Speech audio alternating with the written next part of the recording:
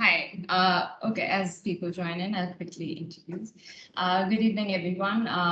Welcome to the ninth edition of Nifty Idea Series. Our speaker for today, Mr. Gaurav Dalmia, needs no introduction.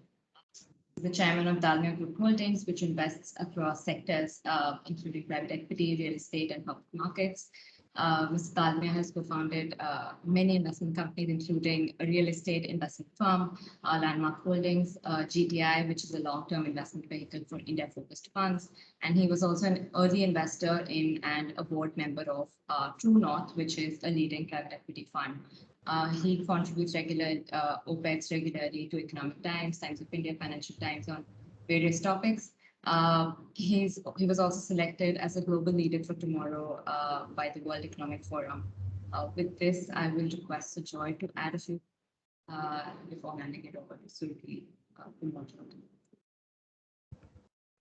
Thanks, Akshata. So Gaurav, the thing is this, that in NIF now we have the new generation leading all our thinking, right? So you see Akshata, Surbi, and all our sort of young colleagues very eager to hear from you about how you see the world.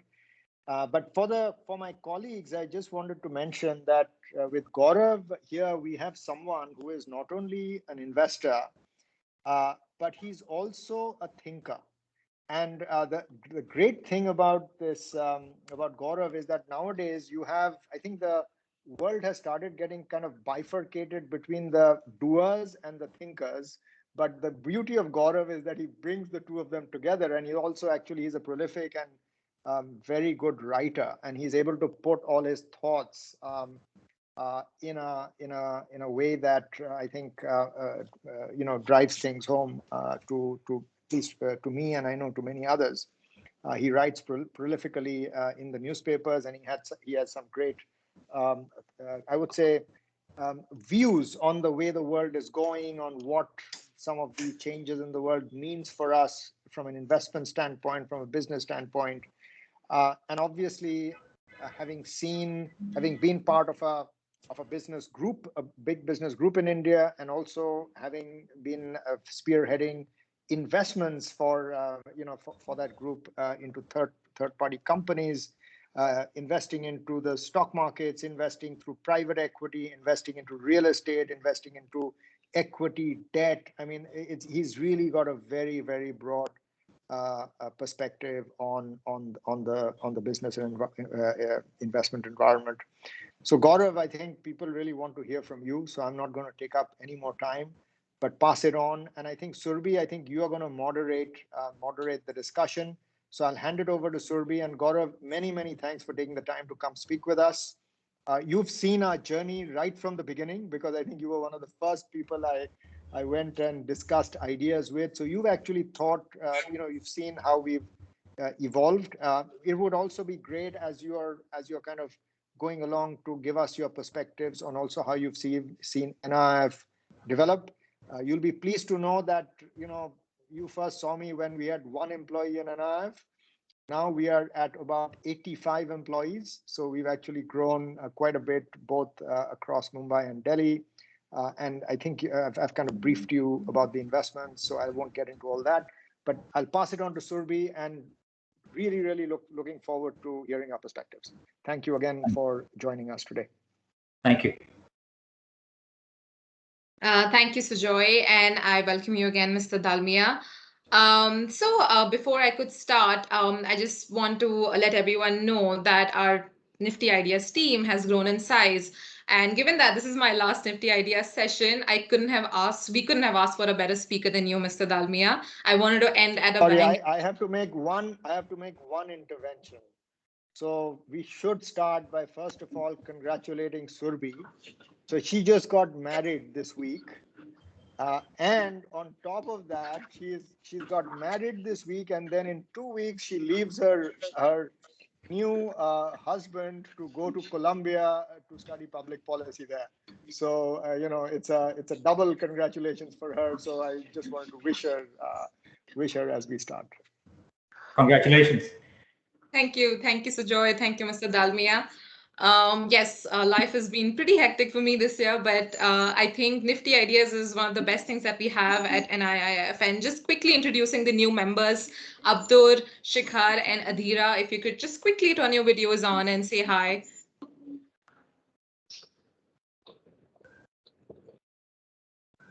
Yeah, there they are. Okay, and I think Adhira is in transit, so maybe she can just talk to us later. Anyway, so coming to you, Mr. Dalmia, I think thank you so much for joining us. And basically, the session that we have today will start with you, given that you have one of the most outstanding records as an investor. So we basically want to understand your story so far and your thinking, and also given that you're associated with the INET, which is something that I find very interesting, that is the Institute of New Economic Thinking. Give us a sense of how you think about these things, what drives you to be associated with these things, and how it probably adds to you and your investment decisions and thinking. So give us a sense of your all of that. Well, thank you, Surabhi, Sujoy. Thank you so much. Let me start by saying what is the environment that we are in today economically. Now, I always joke with people when I started out investing in the early 90s, we were selling India to foreigners, right? India is this, that, and the other. Come invest with us. People were worried about the rupee. They were worried about growth. There was no empirical evidence. Full life cycle of investments had not been made. People had not really made money out of India because India was new. By 2004 or 5, foreigners were selling India to us. And I was looking at it and almost laughing and saying, I live there. It's not that great. Life has come full circle. And today, I think a time has come for us to sell India back to foreigners. Some people are very happy with the investments they've made in India, but equally there are people who've been disappointed with their returns out of India. So a time has come for us to recalibrate what to expect out of investments in India. So let's start with the economy. So what is India's fighting weight? I think that's the fundamental question, at least we address internally. And when we talk to others, our co-investors and so on, we address with them. So we know, if you go to Economics 101, that our economic fighting weight or growth rate is our investment rate divided by the incremental capital output ratio. Our investment rate is, for any country rather, is quite sticky. It is determined by the savings rate, which in turn is determined by dependency ratio, culture, etc., etc. So it's quite sticky. The incremental capital output ratio depends on your mix of industries and is quite sticky as well. So what India's fighting weight should be on a long-term average is fairly deterministic. So our savings rate, our investment rate used to be in the range of 28% odd. Okay, our incremental capital output ratio is slightly over 4 and going a little bit higher because we're becoming a little bit more capital intensive in the Indian economy. And therefore, if you divide that, our fighting weight is somewhere in the range of 7%. So over long periods of time, I think we should aspire to have 7% real economic growth. Okay. It'll show up as 11%-ish economic growth in corporate numbers, the way you will look at it, because you will add inflation to this. It'll look like 11, it'll really be 7. Okay. That is what is our fundamental underwriting for the world that we live in. Now, unfortunately, this number will not be linear. It'll fluctuate. So sometimes it'll be 5, sometimes it'll be 9 and 10. When it's 9 and 10, people will tend to get heady. When it's 5, people will ponder as to what's going on. And we have to understand that these are cyclical. Your long-term average, hopefully, will still be in the range of 7 plus minus. And that's, as private equity, that's a bet we are prepared to make. Short-term investors may or may not be prepared to make that, but we are. Now, people criticize that we don't have good data in India or in most developing countries for that matter. And therefore, how do you even measure what's happening in the economy? Now, former Chinese President Li Qiang said there are 3 things that he looks at, and they call it the Li Qiang Index. One, he looks at electricity consumption. They look at rail cargo, and they look at loan disbursement. And an index of just these 3 variables and changes in these 3 variables can give you a good sense of where the economy is headed. And we look at these three factors, okay, freight, electricity, and loans. And if these are moving good, in a good way, we think we're on a good wicket, we're improving. If these are going negative, then we worry as to what's happening in the economy. So the thing that drives, just one second. The thing that drives the Indian economy, the way I look at it, is what we call the operating leverage of the Indian consumer. I wrote an op-ed on 30 years of India's reforms, couple of maybe last week in the Economic Times, and I touched on this.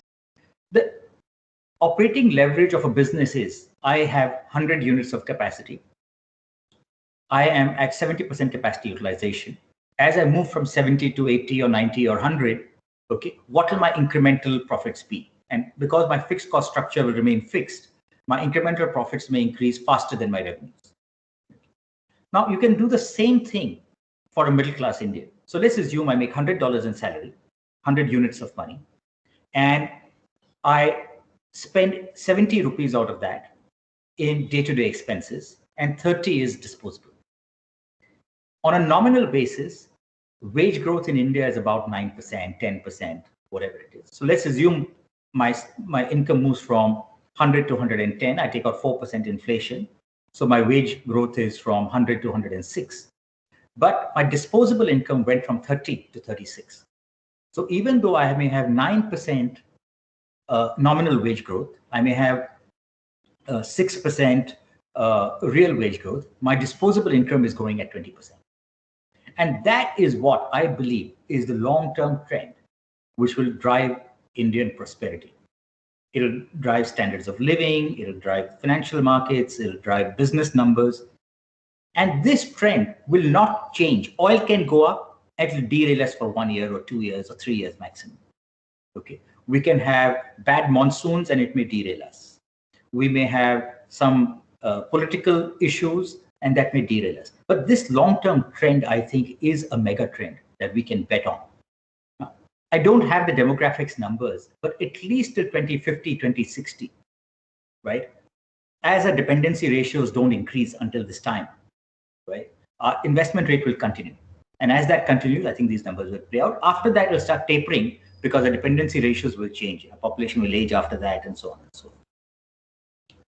Now, let me tell you another bet that I'm willing to make, which is the bet of leverage being available to small businesses. Okay, so I've got some facts in front of me over here. And I have old data. I haven't been able to get you the latest data, but the trends are still clear. So I'm taking 5-year-old data, 2016. SME capital requirements were $529 billion in 2016. Informal sources, friends and family, funded $350 billion equivalent out of this 529. Formal sources funded $179 billion equivalent, of which banks funded 116 and NBFCs funded about 63. And this capital requirement for the SME community is growing at about 20%. Okay, so you take this informal sector, $350 billion equivalent that was being financed at high interest rates to small businesses. As formal capital is made available to them, their businesses should prosper. Their return should be good. We are seeing some issues in the COVID period with SMEs and all of that. So you just take that period away. I'm talking over a 20-year average. I think this trend of capital, debt capital being available to small businesses will be another radical shift, which will drive Indian prosperity. So the consumer operating leverage and availability of finance, I think, are two mega trends we can bet on, irrespective of cyclicality of other things. Now, Mark Zuckerberg famously said, optimists tend to be successful, but the pessimists tend to be right. So of course, if you wear the pessimist hat, we'll have many challenges. The optimist hat will tell you, let's solve those problems and let's carry on. Let's not get overwhelmed.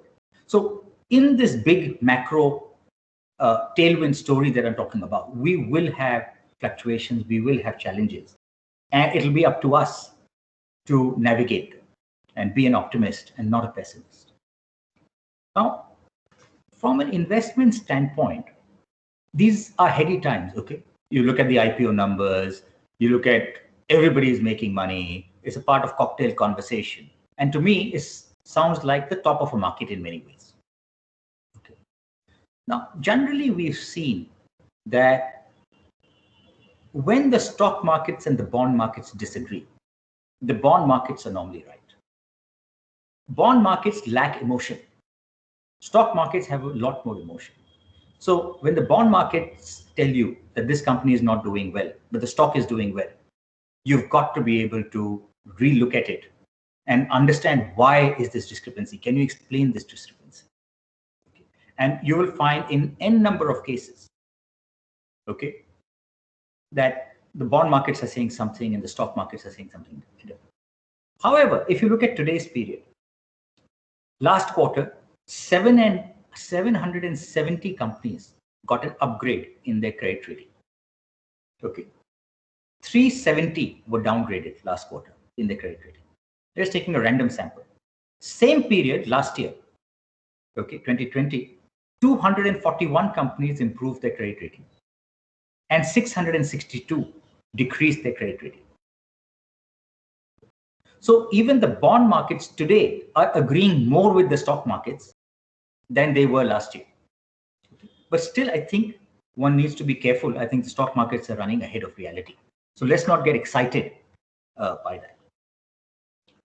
On the constraint side, I think if we were to look at India's institutions, we need to improve our institutional framework if we want to really prosper.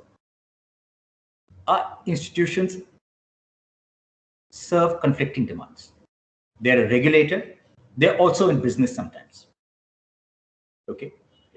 For example, in railways, they're a regulator on freight. They're also a service provider. Very often, institutions catch up to market realities. So if you look at the history of private aviation in India, the private aviation came as a phantom business from behind. The private airlines were not allowed.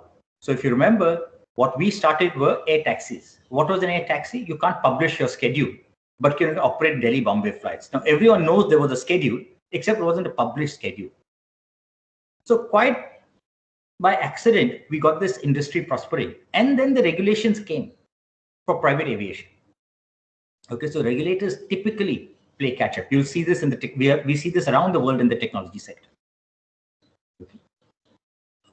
I'll just point to a very interesting view from the EU regulators. Okay, since we are talking about technology regulation, they distinguished between Airbnb and Uber. So if I, as a customer, book a Uber car, Uber sets the price. Uber sends a message to 4 or 5 cab drivers. One of them responds. Okay. And the first guy who responds gets my journey. If I get an Airbnb, the price is set by the owner of the property. So the EU regulator said, in Uber's case, I'm Uber's customer. I'm not the driver's customer. Uber is not just the broker.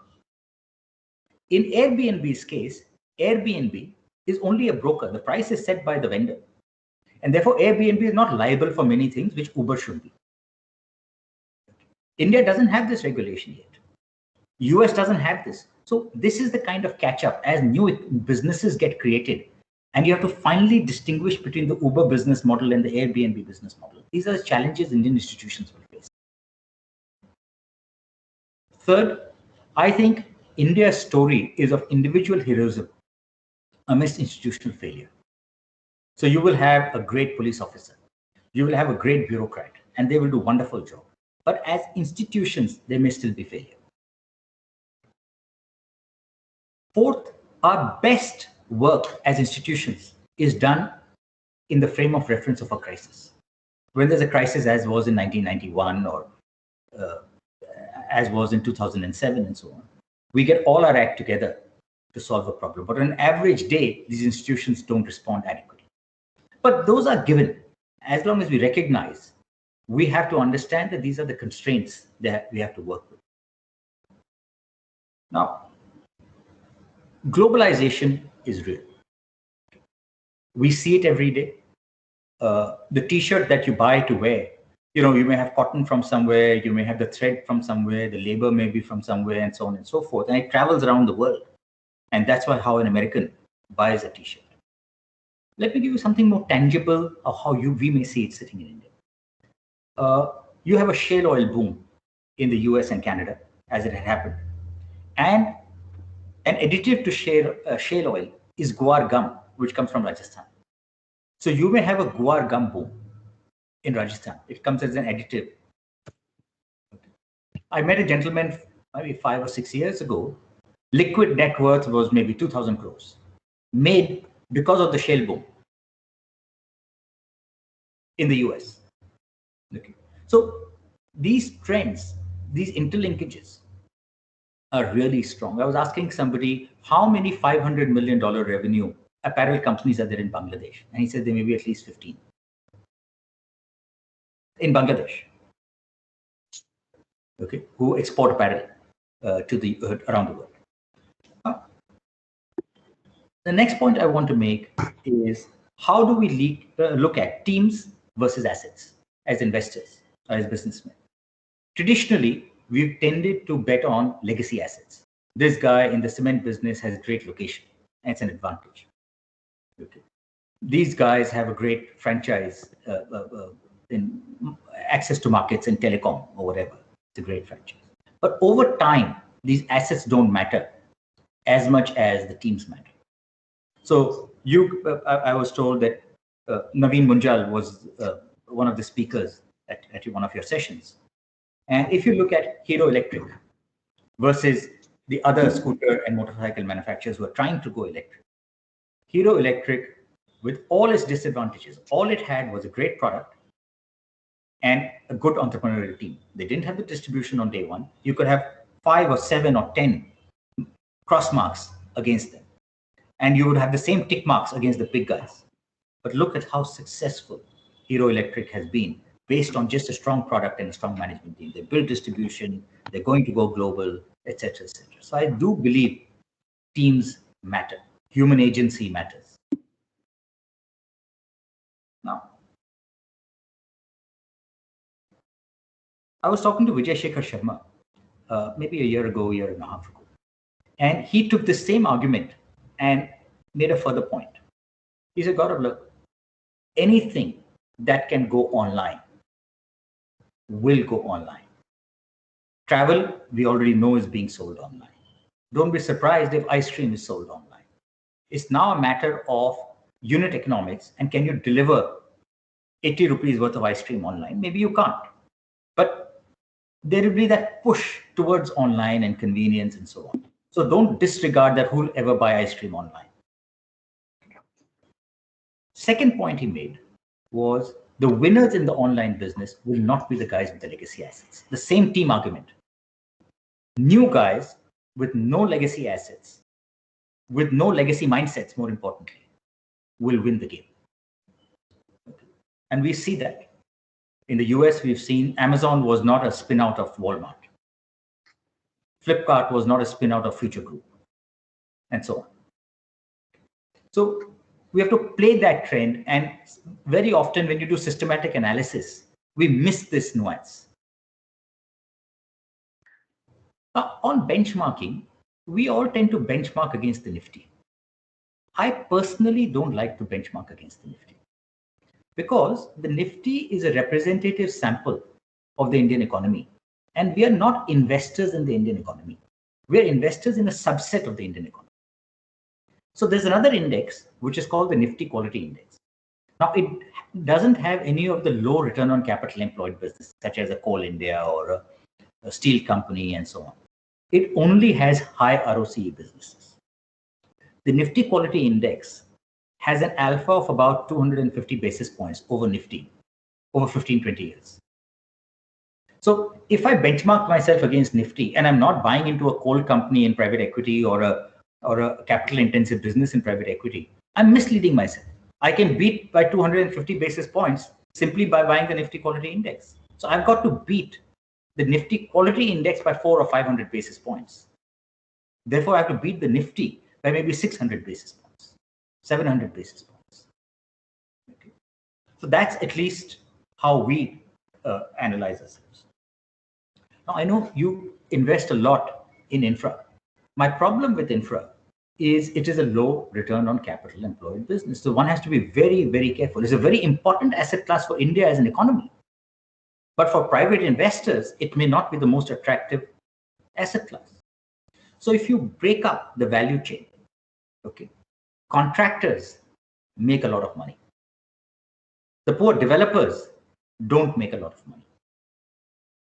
So you may have seen SRE is in financial difficulty right now. So if you do a quick analysis of SRE, okay, and just divide it into two, an equipment finance business, which is financing contractors through equipment, and then an infrastructure loan business.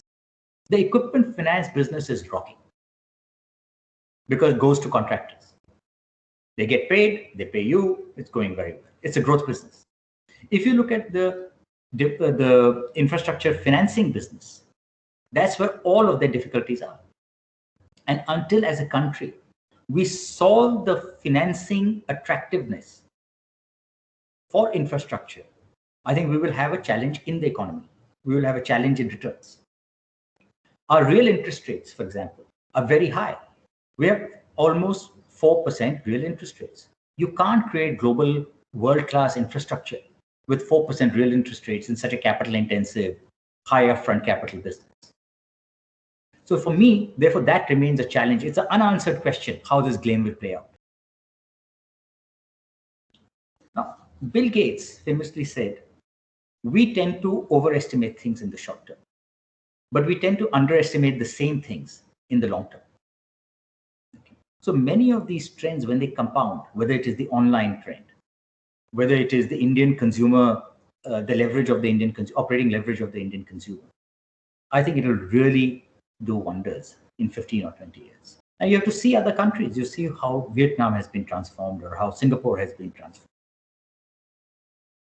Now, India, I do believe, in the next 10 years will create $100 million brands. You can already see it happening in niches. Okay. I'm going to rattle off some names. Patanjali, Paperboat, Boat headphones where Warburg Pincus just invested. Jio has transformed the data business. Its business is growing, I'm told, at 50% CAGR. Okay, we're the highest data user in the world today. 2x per capita data usage as compared to the US because of the low price. Take a company like Havells. Okay, it's a proxy on the Indian consumer. You look at Vinny Cosmetics, which makes the Fog brand of deodorant. Initial investors have made, I don't know, depending on when they exited, 20 times, 30 times their money in 7 years, 8 years. You look at an old economy company called the DS Group, which is in the pan masala business. They started a candy business, I think it's called Pulse, which is doing incredibly well. You look at just the food sector, MDH in spices. You look at Viba in sauces.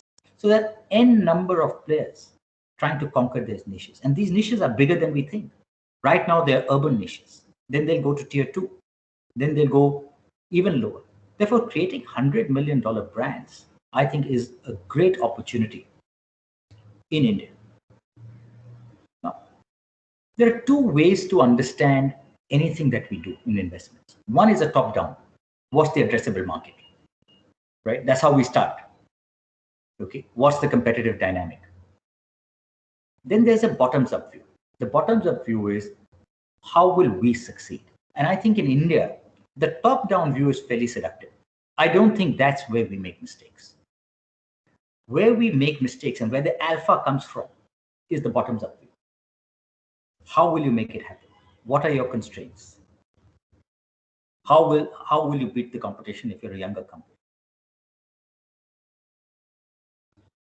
Macro, I believe, only matters 20% of the time during extreme events. So, for example, in April last year, when the markets crashed, everything came down. That was a macro call. You couldn't do stock picking type of call. So we went out and invested in companies we already were investors in. We just put more money in the same stocks because the bottoms of work was already done. There's nothing more to do. We already knew those companies. But in your average year, over a 5-year period, I don't think macro matters. As an investor, it is a background, but it doesn't matter actively.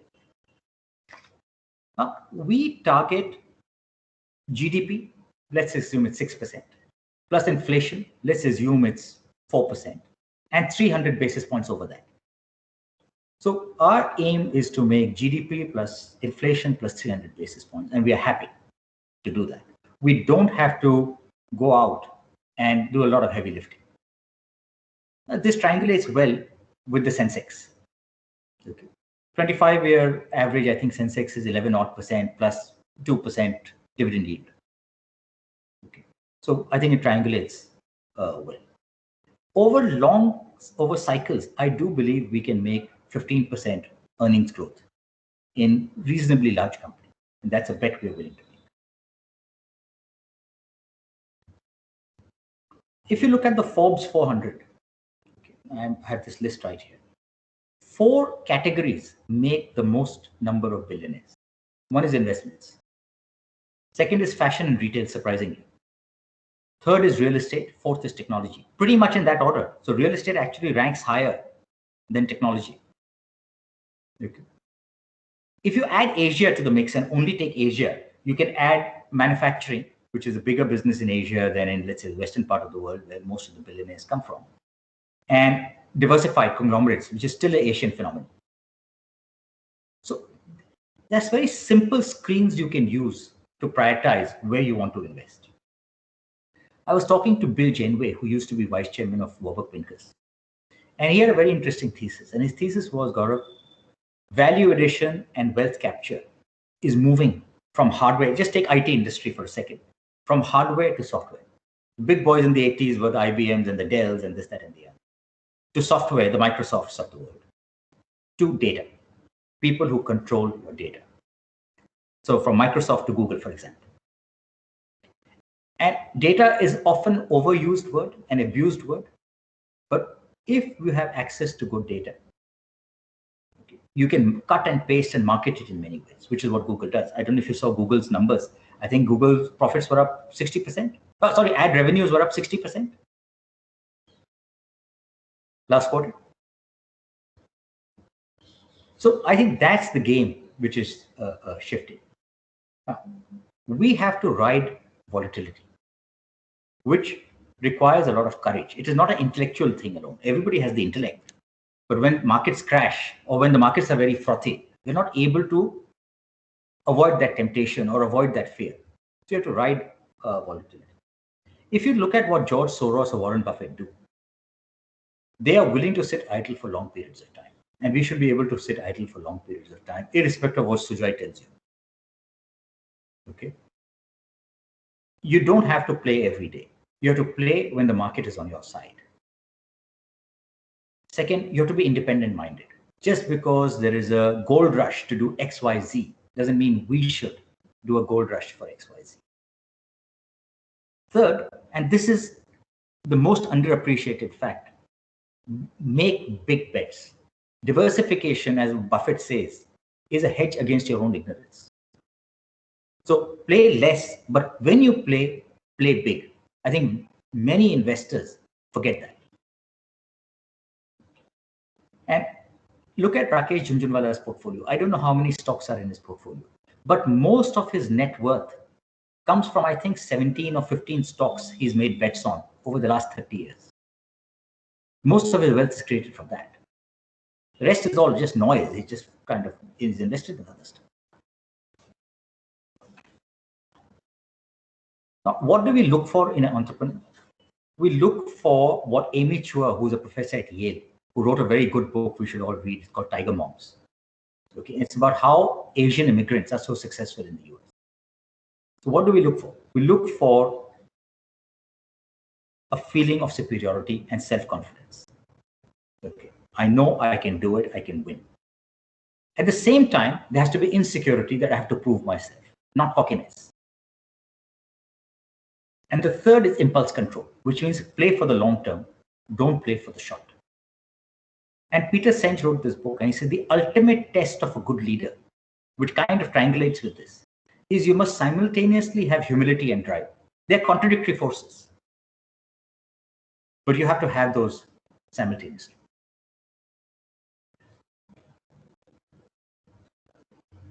Now, I'm coming to the end of what I have to say. So I will say, can't remember who said this, but there's a poem I will just recite to you. It says, a trend is a trend is a trend. But the question is, will it bend? Will it change its course?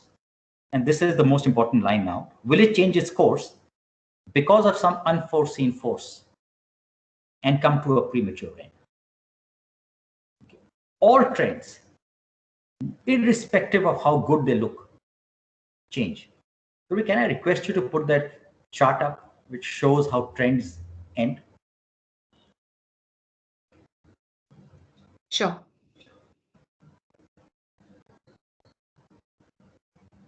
So if you look at the upper right-hand corner, this is a 20-year chart, starting from January 2020 to March 2020, January 2000 to March 2020. The y-axis is an absolute composite value of a mix of economic indicators. The x-axis is the change in that same basket of economic indicators, not the absolute value, but the delta. And you can see, because of just human action, right, we keep moving. These are human constructions. The Indian economy, or this is for the Indian economy, these are human constructions. The way people behave, you go from the top quadrant, right-hand quadrant, which is where you ought to be, to the left quadrant, and then you go down and then you recover. And you can see what happened with demonetization. You can see what happened with the subprime crisis. You can see what happened with the taper tantrum. You can see what happens as governments change. And there is no evidence that all these things matter as much as we think.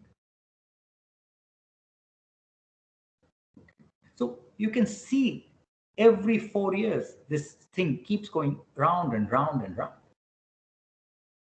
And that's why you have to have confidence that if you can write this from the upper right-hand quadrant to down and back up to the upper right-hand quadrant, you've got to do well.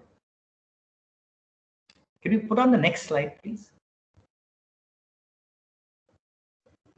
This is for 2021 only, just a snapshot of what's going on. We are unfortunately, because of COVID, not able to move to the upper quadrants. We're stuck in the lower quadrants. So irrespective of what corporate earnings figures will tell you, which I think is a very small subset of what's going on in India, irrespective of what the stock markets and IPO markets will tell you, I think we have a challenge in front of us. Now, if you look at Bajaj Finance's analyst reports, the results came out a few weeks ago. Their auto loan book has a lot of bad debt, which means the pockets for middle class India and for small businesses is hurting. That is why those default rates have gone up. So we follow this chart, at least I personally follow this chart very carefully to see which quadrant are we in. Are we recovering? So here we can see we are not really recovering because it's not going up, it's turned around from the bottom quadrant itself. I would encourage you to keep this kind of perspective, whichever chart you use, in mind as you go through your business and investments. So, thank you.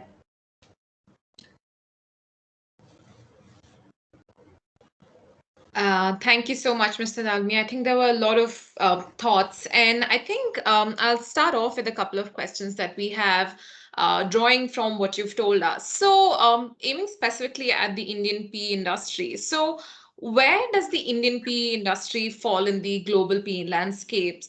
Are there countries with striking similarities with us? So basically, when investors come in and are exploring India, why should they choose India over, say, a Vietnam or other countries which also have different opportunities?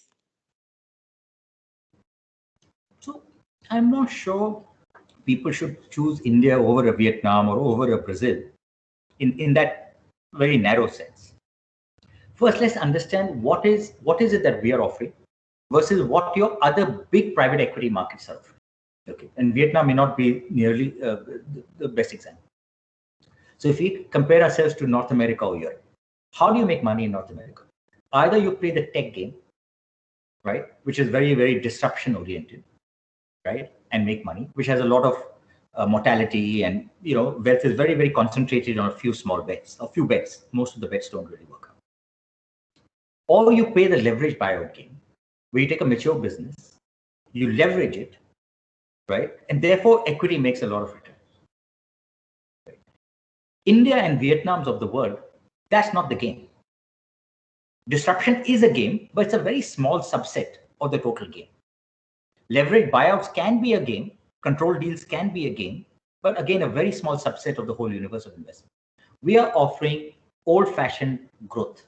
So most of what happens here is old-fashioned growth. You would go sector by sector and say penetration per capita coke consumption, I'm making it up, per capita deodorant consumption, per capita whatever, is pretty low. Now, toothpaste may have started mimicking GDP growth and not beating GDP, but for most product categories, you can be 2x GDP growth. Even cement is 1.5x GDP growth, right? So you are playing growth. So if you want to do leverage buyouts, don't come to India. Don't go to Vietnam. If you want to play growth, then you have to go to emerging markets, India or Vietnam or whatever. Now, India versus Vietnam, the trade-offs are slightly different. Economies that are working here, businesses that are working here, our economies are much bigger size than Vietnam. Right? So many of the plays you can play here, you can't play in Vietnam. Bangladesh, I gave that example, is better integrated because of its FTAs with the rest of the world. So if you want to bet on apparel, maybe Bangladesh is a better place to bet on than India, or for certain export sectors, just because they're a part of more FTAs. India is not a part of those FTAs because India has a larger economy, a more vibrant economy, and the trade-off for being a part of that FTA doesn't work out for India, but it does work out for Bangladesh. Now, most people don't allocate money to India particularly. They'll allocate money to Asia, and then on a very bottoms-up, opportunistic basis, they allocate, here's a deal in Vietnam, here's a deal in India. But this trend towards more money flowing to growth from this leverage buyout game, I think is clearly a good trend. Sure. On that note, given that investors around the world are exploring so many new avenues, even the most traditional investors are exploring things like AI, blockchain, and there is increased inclination towards investing in technology, and even ESG is a new emerging trend, which everyone is looking at very closely. So what should India be doing, given that it is quite a traditional market? We have these traditional pockets of growth. So is somewhere we are lagging behind in this race, or are there some policy measures that the government should be looking at immediately to basically come at par? Are you talking technology versus other, or? Sure, the newer emerging themes like technology that includes AI, blockchain, say we don't have an edge over there, but is that a race? Is that a pocket that we're not looking at? Are there other pockets that we should be exploring as well? So 2 points. One, I don't think the government can play a role to promote quote unquote AI. They can't. So it's a matter of our own economy and the mix. There are low-lying fruit in India. Why would I bother taking an AI risk if I can do a simpler fintech play, for example? Right. So the trade-offs may not be the same. So we should not hold AI at a higher standard, saying, oh, if you do AI, you are A plus. If you do simple fintech, you are A minus. I wouldn't use that parameter. Secondly, I believe there are a lot of low-lying fruit in India. Low-lying fruit could be ordinary consumer. It could be basic, a travel website, a job website. Cybersecurity, we may not have enough skills to develop a cybersecurity winner, and it's better to perhaps, as a customer, I may find it better to use a cybersecurity solution coming out of Israel. So we need not win at every segment. We can win in sub-segments and ignore some other segments. But I'll make a point. See, today there is this whole euphoria about disruption in tech. But we should understand we are in a bubble. If we forget that, let's play the bubble the way you want. But let's not forget the fact we're in a bubble. And bubbles, by the way, funded the auto industry. If you look at the 40s, if there was no bubble, you wouldn't have the modern auto industry, perhaps. There's nothing wrong with this bubble in that sense. From a societal point of view, it'll end up badly for many people. But as society, will still benefit. And remember, India is a large enough market, that we can develop, use technologies we've developed here and take them to the Indonesias of the world, take them to Africa. And the US versions may not be applicable to those. So at least that's the way. And the way I look at it, or we've looked at it traditionally, we divide the new economy also into two. We divide the new economy into what I would say service e-commerce, just to use a terminology, and product e-commerce. Service e-commerce unit economics is much more attractive to me than product e-commerce. What is service e-commerce? Travel, fintech, jobs, insurance. So it's much easier to deliver that online, education, as compared to delivering a 250 rupee book. So we are focused more towards services e-commerce than product e-commerce, simply because we get that. We understand intuitively how that high margin business can move online. Sure.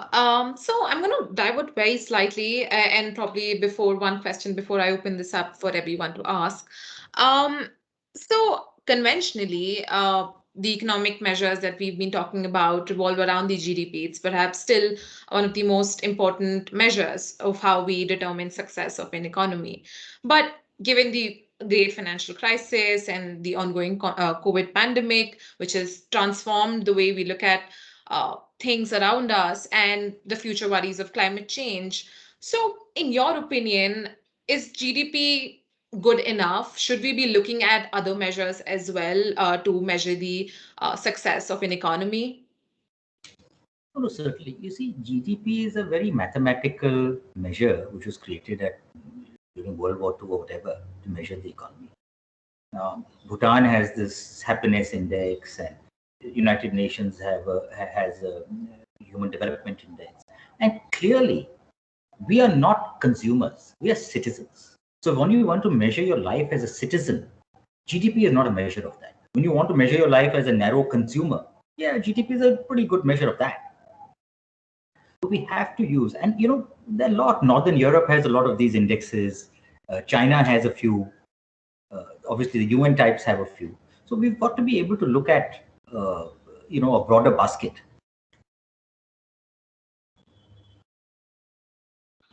Sure. I think now I will open this up to the rest of my colleagues. So if you have any questions, you can raise your hand, or, oh, I already see hands risen. Gordon, I see your hand up. Why don't you go? Good evening, Mr. Dalmia. Thanks. A lot of nuggets of wisdom in that talk, in those remarks that you made. I want to touch on two of them. So specifically on concentration and on trends, right? And the reason I'm touching on this is, the concentration has a high element of survival bias. So wanted to get your perspective on that. And two, I also wanted to understand, so trends are born and then they grow and then they die, right? So how do you think about when trends come to their end? How do you change your mind about a particular trend? What are those? What essentially goes into you making that decision about selling?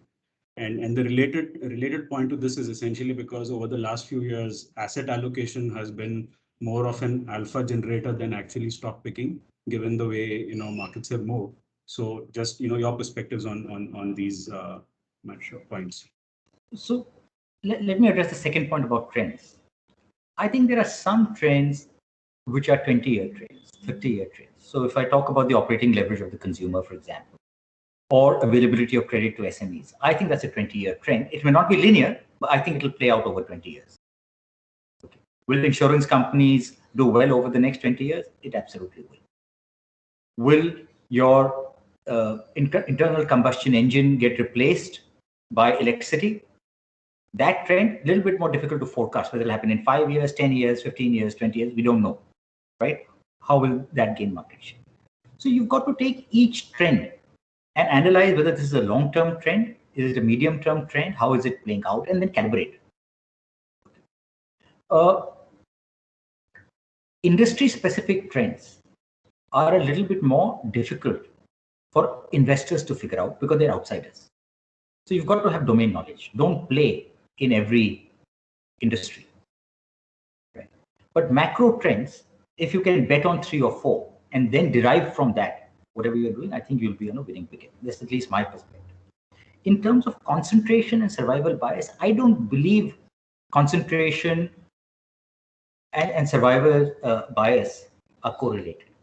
I could have a concentrated portfolio of 5 stocks rather than 15. Right? That does not mean those 5 will do well. But chances are, if I've only bet on 5, I'll do more homework on those 5. I'll ride through volatility on those 5 because I have more conviction. So that's what I meant by concentration. But I agree with you. Asset allocation is always has been underappreciated. Asset allocation is a very big source generator of alpha. What should you invest in? Which asset class? I think is underappreciated.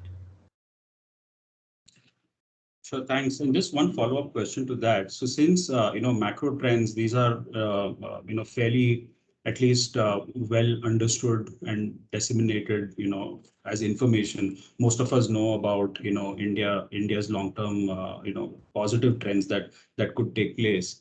And ultimately, this finds its way into prices, right? So some of the trends, some of the credit trends of 20 years we're talking about, or potentially the automotive trends in which IC engines could get replaced, is known to almost to everyone, right? And that reflects in prices. So how does one sort of try and get an edge in playing some of these long-term trends? I think you have to make very calculated bets as a businessman. So, let's say you assume you're an investor, and you have to make very calculated bets on whichever trend you are willing to ride. And you have to make a bet in a company, see it grow. If it's growing well, you invest in the next round. It's again, don't dilute it. Don't let yourself be diluted. And you've got to be fairly ruthless. If something is not working out, and we have that problem, you've got to kill it early as well. Because there's a lot of iteration and experimentation that has to go on. We tend to not give up on our losers early enough. That's one of our faults. But good VC investors cut the cord very quickly because they know they're the business of experimentation. They're not being ruthless for the sake of being ruthless. It's a very rational ruthlessness. Thank you, Mr. Thanks, Gordon. I see a question by Akhilesh. Akhilesh, go ahead. Sir, thank you for a very interesting talk. I'm just building up on what you mentioned about how the individual is a hero in India, and possibly the system is not necessarily as supportive. And so just building on the points that Gordon was also talking about, when you think of some trends, the government actually ends up playing a very significant role in either pushing those trends forward ahead, or maybe just trying to constrain them because of fear of incumbents, etc. How do you see the role of government policy in investment decision making, and what is it that you do to protect yourself from sometimes the large policy uncertainty that exists in India? No, we tend to stay away from regulated industries. Okay. Just because of the points I mentioned, regulations tend to play catch up, they can be erratic at times, and so on and so on. We tend to stay away from politically exposed business people like you do, So we tend to not regard government policy as a A-level variable in anything that we do. And if it is, we will simply not invest because we don't get it. Okay. Now, in infrastructure, you can't avoid that. Okay. So we do very selectively in infrastructure.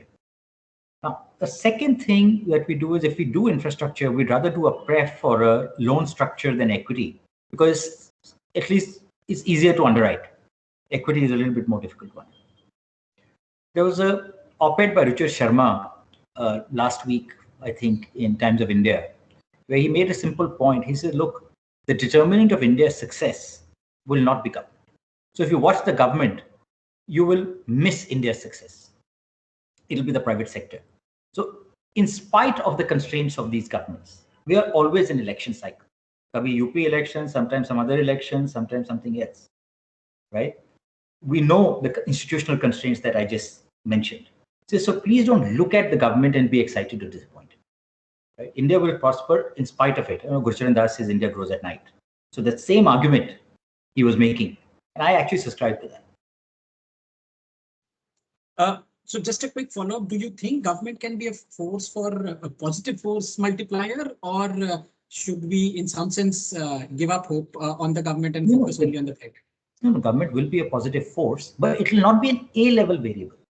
The A-level variable will be Indian entrepreneurs, credit markets, Indian consumers. The government will be a B-level variable. I'm not discarding them. I'm just saying it's less important than we normally believe. Thank you. We have another question by Ajay.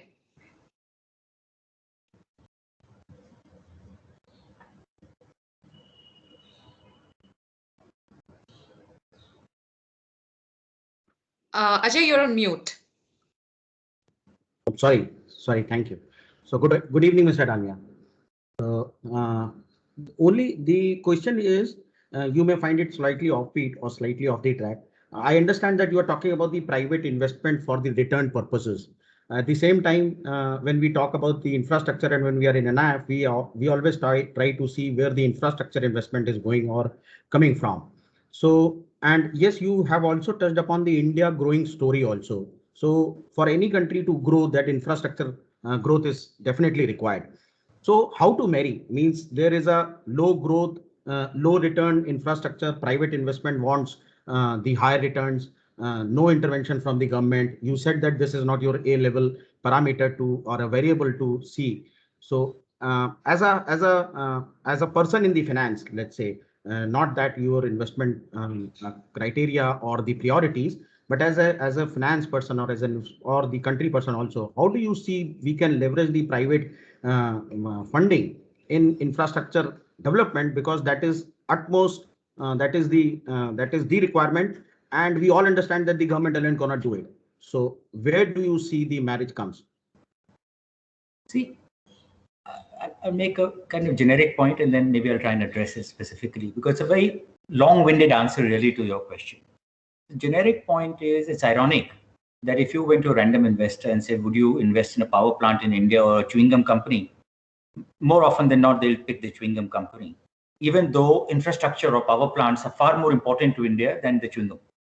Okay, but that's a fact of life. Now, if you want more people to shift to the infrastructure sector, I think longer dated paper is essential. Today, there's a huge amount of problems with short-term, not having long-term enough paper. Part of that may mean so you have to go attack a problem some way to solve this problem. It may mean privatization of insurance, okay, which can buy longer dated paper. Secondly, enforcement of contracts. In India, we know what the state of contracts is. And most of the problems of the infrastructure sector are problems with contracts with the government or with some other government organization, and so on and so forth. So I think these two main things are sorted out. And third is cost of capital, high real interest rates. If these three things are sorted out, I think infrastructure will become an absolutely interesting business. I'll just make a simple, oversimplified point. I was in a meeting with Lee Kuan Yew in 1991-92, I don't remember. Prime Minister Narasimha Rao had taken a bunch of Indian businessmen on a delegation. And there was a small lunch, about 30 people. And Lee Kuan Yew said, so what makes, so there was Q&A and all that. And then Lee Kuan Yew asked us a question, what makes Singapore great? So we said, sir, your leadership. And he rejected everything because he wanted to give the answer. So after that, he says, you know what? It was air conditioning. And we started laughing. He said, no, I'm serious. In 1965, when Singapore got freedom from Malaysia, it did not aspire to beat the infrastructure levels of Malaysia. It aspired to create infrastructure of European standard. It is complete over-engineering. Now, think of the trade-off in 1965. You don't have your own water, which Singapore didn't have, but they aspired to create a European quality of infrastructure. Okay. And they did. By 1985, in 20 years, Singapore infrastructure was a marvel. Everybody looked at it. So we've got to be able to have that kind of mindset. We don't want to be incrementally better than what we are. We've got to be absolutely world class, you know. And by the way, we sometimes take pride in the fact, I'm talking of cocktail conversation, you know, Bombay real estate prices, that home went for $20 million or $50 million or some, you know. In Singapore, they're aghast when they see property prices because they think high property prices are a symbol of bad governance. It reduces your competitiveness. So if Mumbai property prices came down by 20%, we should be happy, not sad. Singapore's endeavor is to reduce property prices in Singapore, which is also a function of good infrastructure. You know? Thank you. Sujoy, you can go next. Gaurav, I wanted to refer to a couple of articles that you had written, and the two very different topics. One was really, I remember you wrote about the three big trends in the world. And if I recall, one of them was China. I think one of them was climate. Actually, even forgetting what the third one was. Maybe it was geopolitics, or something along those lines. And then the second article that I remember reading was about happiness, how to measure happiness. I'd love you to summarize for us a little bit, you know, your thinking on those two very different topics, because I think it'll be great for my colleagues to also hear some of your thoughts on that. So, you know, I think what you're referring to is I wrote a end of the year piece for the Observer Research Foundation on lessons from 2020. And in that, I took 5 odd trends. I can't remember what they were, but China, and you know, the Chinese story, for example, is not today's story. It's come into the public imagination only now. But China's rise has been there from the late 70s. We didn't internalize it. The Kissingers of the world recognized even before China's rise started that China would rise. So these geopolitical trends, 100-year trends, and will carry on for the next 50, 70, 100 years. Now, they may not get the open space that America got to become dominant, but I still think it will be. So that was about, and climate, I think, is our biggest challenge. I mean, whether it is from the demand side, where consumers are willing to go green, whether it is from the supply side, where many investors are saying we will simply not invest in coal-fired power plants. So from both demand and supply side, I think climate consciousness is going to increase. Today, I know people in California, not one, I know tens of people in California who are no longer connected to the electric grid. They generate their own solar power because it's so cheap now to generate your own solar power. And the reliability of it is such that you don't need to be connected to the grid anymore. 15, 20 years ago, who would have even dared to not be a part of that grid? So I think it's a real trend. You know, Tesla is no longer a car for nerds. I would have thought, you know, some geek type will buy a Tesla. Today, it's a common car. Mercedes-Benz is announcing that they may go all electric in 20 years. I think climate is really a trend. On happiness, you know, I think the point I was just making over there is that happiness comes from within. And happiness comes from a sense of achievement. It comes from a sense of relaxation. It comes from a sense of community. And all of those are generated by you. They're not generated by outside. So that was the point. I think referring to the article I wrote in April.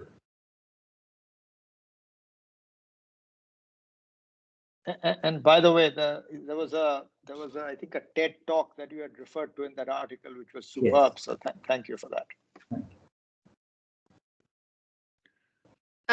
We have another question by Paddy. Paddy, go ahead. Thank you.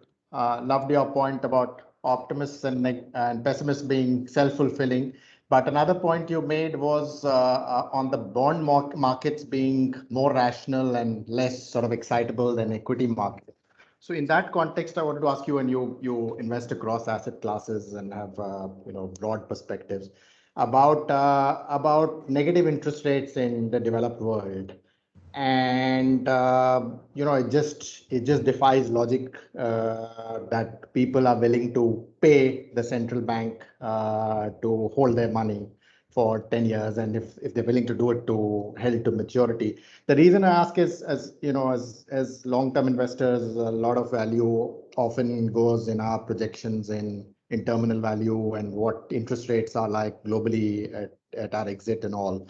So how do you read this, and do you see this as sort of sustainable? See, Patty, the way I look at it is, I don't think this is rational or sustainable. However, we recognize, if you just look at history, that irrational things can stay for 20 years. So we should not believe that they are somehow rational and we don't get it simply because they kind of stick around for 20 years. So this party has to end. How it will end, they end slowly. The longer it stays, by the way, the worse might be the ending. The hangover may be worse. The more you're drinking, the worse will be the hangover. So I don't think this is going to end very well, but I don't know when it will end and how it will end. So if we believe that PE ratios will, if we believe the PE ratios will not contract, I think we are kidding ourselves. PE ratios have to contract. Okay, I'm taking a very boring metric. As capital becomes more scarce, as interest rates go up around the world, 2 years, 5 years.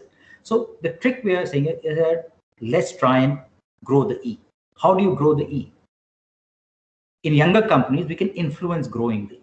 They can find a niche where they can increase the E. In larger companies, it's a little bit more difficult.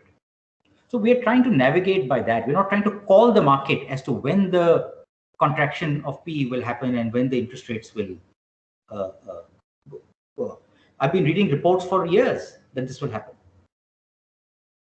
Right. So you're saying do what you can handle. The other bit is beyond your control anyway. So it just follow-up question in that regard. For instance, today, if you look at the SaaS business, right? I mean, most companies are trading at 20 times sales or higher, while the underlying growth is quite solid in those businesses. So there's no point, there's no concern that structurally these businesses will do a good job.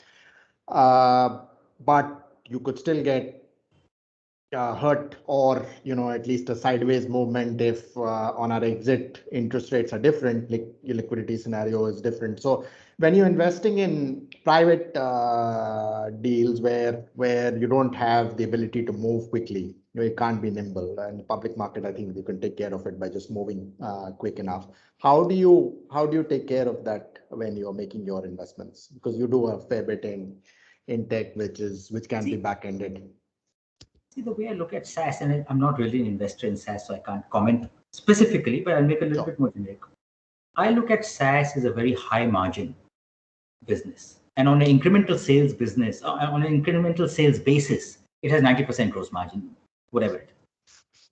Right? Yeah. So over there, if you have a long enough runway and a winning product, mispricing of stock will not kill you.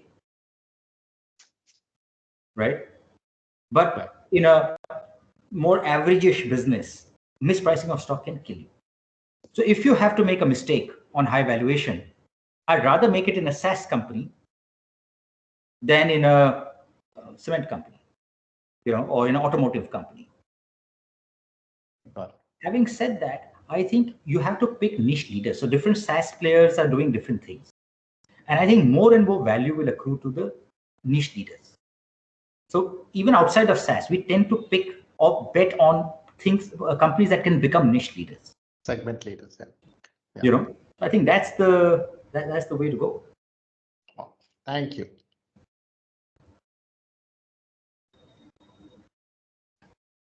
Thanks, Paddy. Also, I'm just going to be slightly mentioning to you that we have gone overboard. If you don't mind, I think there are just 2 more questions, and I'm going to ask you that.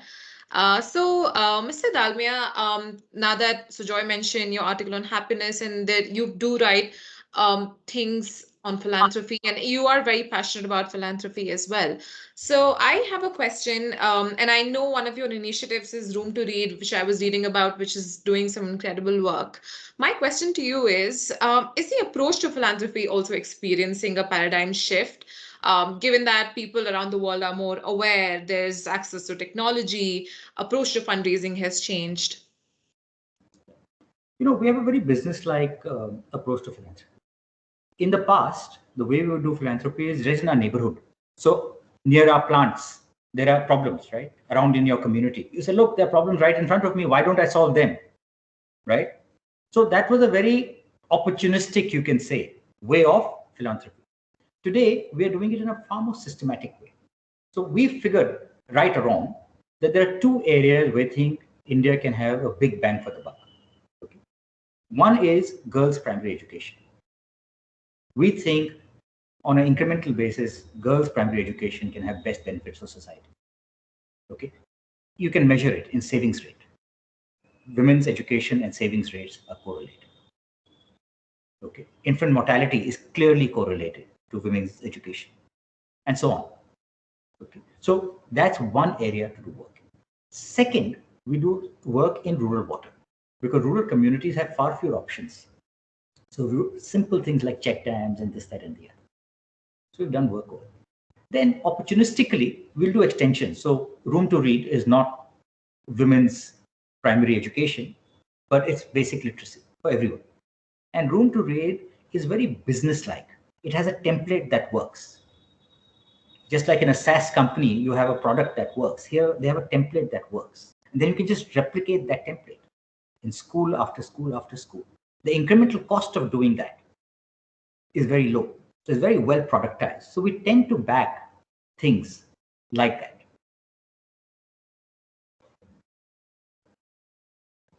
Sure. Thank you so much. And one question that one of our colleagues submitted, which is, I'd like you to take that with a pinch of salt, given that we really look up to you when it comes to your investment philosophy. So if you were given 1,000 crores to invest, where would you invest? Please don't give me 1,000 crores. I might lose it and then you'll sue me. But if I were to invest, I would first ask you, what's the timeline? I'm assuming it's long term. Long term meaning 8 to 10 years, not 4 to 5 years. If it's 8 to 10 years, I would, and if I had to pick one asset class, I might do more than one, but if I had to pick one asset class, I would put it in building businesses, young businesses, whether it's in finance or in consumer, relatively asset light, build these businesses for 8 to 10 years. Go at seed stage, invest in every round of funding, right? Back the best answer. If I had to pick two, I would do this as one, and I would do structured credit special sits as another. Because of the bankruptcy laws and everything, there's so many special sits coming out. You have good companies in bad hands. The parent may be in financial distress, but this unit may be a good unit. And you can buy those at relatively low price. So a combination of these two, I think, are the best next 5 to 10 year bets. If you want returns in the next 6 months, buy every damn IPO that's coming your way, have fun, and pray like hell.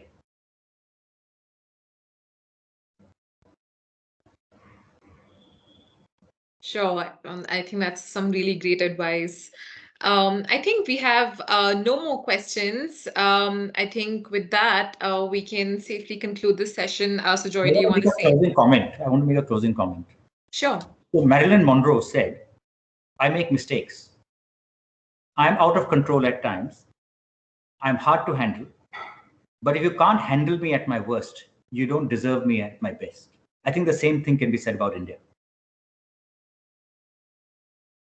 There's no free lunch. There cannot be a better closing statement than that. And I think many of us have experienced that as well over the last few decades of investing. But Gaurav, fascinating. Thank you. And that was, I think, I've written down some of the amazing, your collection of quotes also is just incredible. They're so clear and directional. I think it's fantastic. And thank you. I think even getting a sense of how you think about investing is also very, very, and not just think about investing, about happiness, about GDP, about the macro, about philanthropy. I think it's very interesting because you've clearly got a conviction, and that conviction is based on I think deep analysis and thoughtfulness. So thank you for sharing all that with us. And, we really look forward, hopefully, to having you over at our office one of these days. I think you had come once to our Bombay office, and it would be great, hopefully, over the next few 2-3 months. Maybe if you do come for another trip to Alibag, do stop by on the way. We are not that far from the airport, as you will recall. But thank you again for taking the time. I wish you a great weekend and hopefully see you soon, either in Bombay or Delhi. Thank you again. Thank you, Sujoy, Surabhi. Thank you. Thank you. Take care. Bye. Okay. Bye. Bye. Bye. Thank you.